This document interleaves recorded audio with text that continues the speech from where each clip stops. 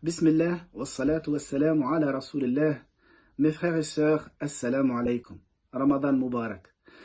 Je m'appelle Monder Labidi et je vais vous parler du Waqf Let's Boys.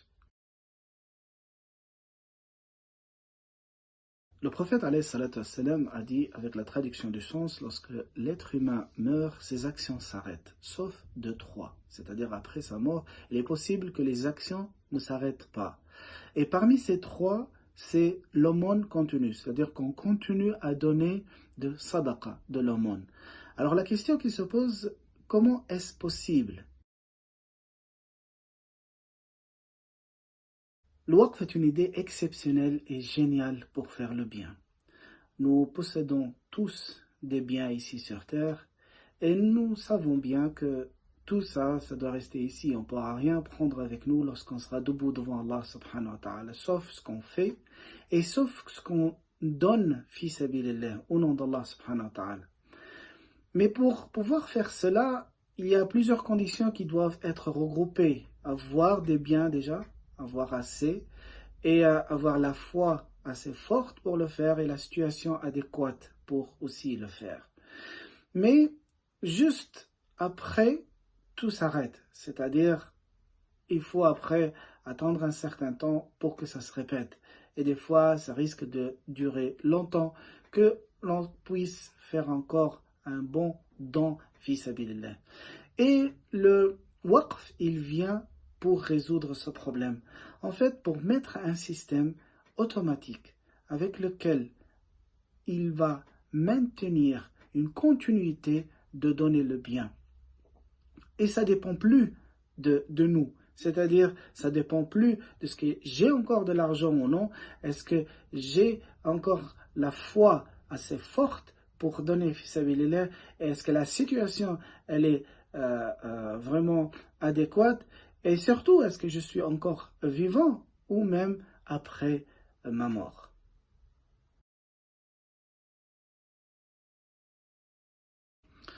Alors, je vous donne un exemple. Imaginons que vous avez un commerce ou un terrain où vous avez tout simplement participé à mettre un terrain ou un commerce dans un waqf et ce bien va distribuer ses bénéfices fi sabilillah, au nom d'Allah. Alors, d'un côté, vous avez mis en place un système automatique qui va propager le bien d'une façon contenue, et de l'autre côté, vous allez gagner des bienfaits, des hasanat, d'une façon aussi contenue.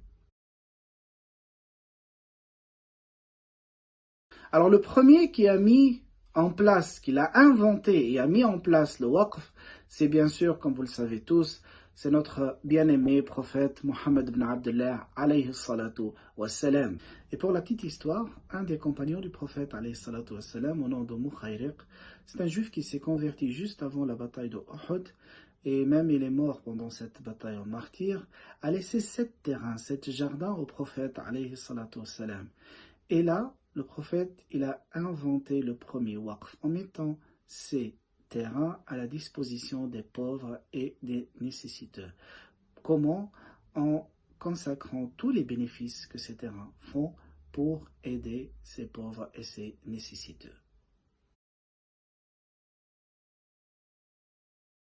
Le waqf a énormément évolué le long de son histoire. Au début, il était personnel. Celui qui décide de faire le waqf, c'est lui qui va le gérer. Et après, c'est ses héritiers, suivant un testament. Mais après certaines générations, on a observé des irrégularités par rapport à cela, qu'on commence à toucher un peu l'argent du waqf. Et puisque ça fait partie de la religion, il y a l'État musulman qui a intervenu pour créer une loi, et c'était en Égypte la première fois, où le khalifa il a créé une loi vers le 2e siècle après l'Hijra, une loi qui met l'awqaf sous l'autorité judiciaire. Après un certain temps, c'était plus faisable de gérer par la justice.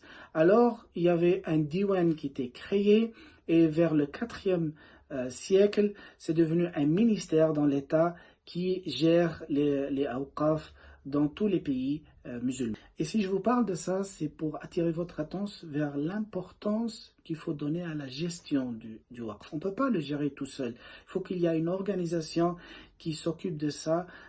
Et il y a des gens dedans assez compétents et honnêtes pour assurer la continuité du waqf.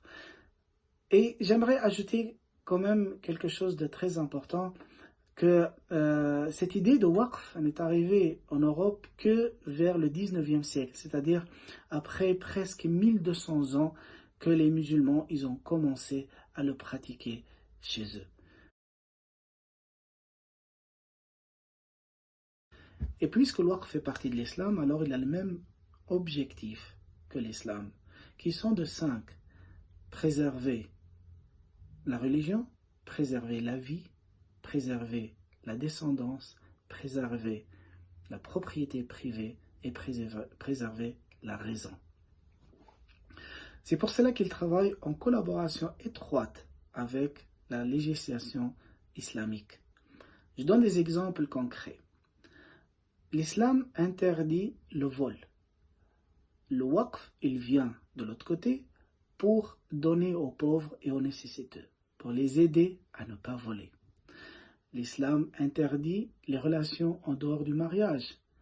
Le waqf, il vient de l'autre côté pour favoriser le mariage des pauvres en donnant de l'argent et ce qu'il faut. Et puisque le domaine religieux, c'est le domaine le plus important dans la vie d'un musulman, alors les awqaf sont majoritairement des mosquées qui organisent le culte parce que c'est lui qui nous offre la sagesse pour optimiser au mieux notre vie sur terre et pour gagner notre au-delà. Le waqf est très actif dans le domaine social. C'est le domaine le plus important après la religion. On sait bien que la waqf, comment elle fait pour aider les pauvres et les nécessiteux dans tous les domaines. Et dans la santé aussi. Le waqf, il est très très actif. Et on sait bien que le premier hôpital qui a existé dans le monde, et quand je dis hôpital avec la configuration moderne, c'est-à-dire un établissement ouvert au public qui accueille des malades pour qu'ils soient traités par du personnel qualifié. Cette conception, la première fois, elle a apparu à Damas, en Syrie contemporaine, et c'était un waqf que les musulmans ils ont fait. Le domaine de la science était aussi beaucoup visé par le waqf, car vous savez bien l'importance de la science dans la religion musulmane, et ce qu'Allah subhanahu wa ta'ala a donné d'importance pour la science. Alors c'est pour cela qu'on a observé la création des premières écoles dans le monde musulman, c'était des awqaf. Et l'université, la plus ancienne université qui se trouve dans le monde entier est musulmane, a été créée par un waqf, et aussi les cités universitaires pour aider les étudiants qui viennent de loin, ainsi que les étudiants pauvres tout simplement, qui n'ont pas les moyens pour faire leurs études. En conclusion, le waqf est un système très complémentaire qui offre une vie agréable et équilibrée à l'être humain. C'est parmi les plus belles choses que l'islam a offert à l'humanité. Ça, c'est nos ancêtres, ce qu'ils ont fait et ce qu'ils ont développé. Et nous, on devrait continuer avec ce qu'ils ont commencé. Ibn Battuta, le grand voyageur et explorateur musulman, a beaucoup écrit sur les awqaf qu'il a observés dans le monde musulman.